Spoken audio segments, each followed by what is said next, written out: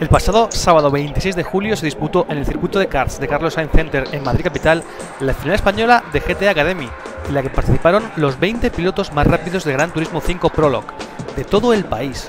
Después de una emocionante competición, los 3 clasificados por España para la tercera fase que se celebrará en agosto en Silverstone, Reino Unido, fueron por este orden: Daniel López de Cuenca, Lucas Ordóñez de Madrid y David Martínez de Barcelona. La competición dio comienzo alrededor de las 11 de la mañana, cuando los 20 clasificados en la primera fase de GTA Academy, disputada vía PlayStation Network, tomaron salida en la primera ronda eliminatoria al volante de un Nissan Fairlady 350Z virtual. Los pilotos demostraron sus habilidades y destreza en la recreación de los circuitos de Eiker North One y Suzuka en Gran Turismo 5 Prologue para PlayStation 3. De los 20 participantes, se clasificaron 12 para jugar el resto del torneo.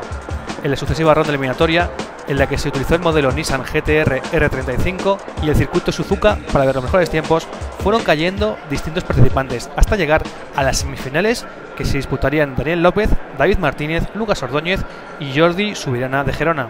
Fue el momento más emocionante porque se sabía que de ellos 4, uno no podría viajar hasta Silverstone para disputar la tercera fase.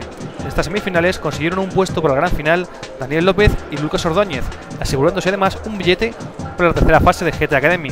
Por el tercer puesto tendrían que luchar el barcelonés David Martínez y el gerundense Jordi Subirana.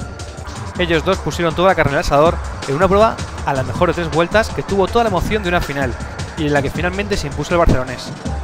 David Martínez logró hacerse con la victoria y un puesto para la tercera fase de GTA Academy. Daniel López, Lucas Ordóñez y David Martínez viajarán el próximo mes al circuito británico de Silverstone, donde medirán sus fuerzas al volante de un Nissan GT-R contra los otros 3 clasificados, cada uno de diferentes países de toda Europa. Es aquí donde la parte virtual de la competición se hace real, ya que estos aspirantes a pilotos se verán sometidos a pruebas físicas y psíquicas y decidirán quiénes son los mejores de Europa. Los 2 vencedores de Silverstone tendrán la posibilidad de acceder a un programa de entrenamiento de 4 meses de duración para conseguir una licencia de piloto de carreras.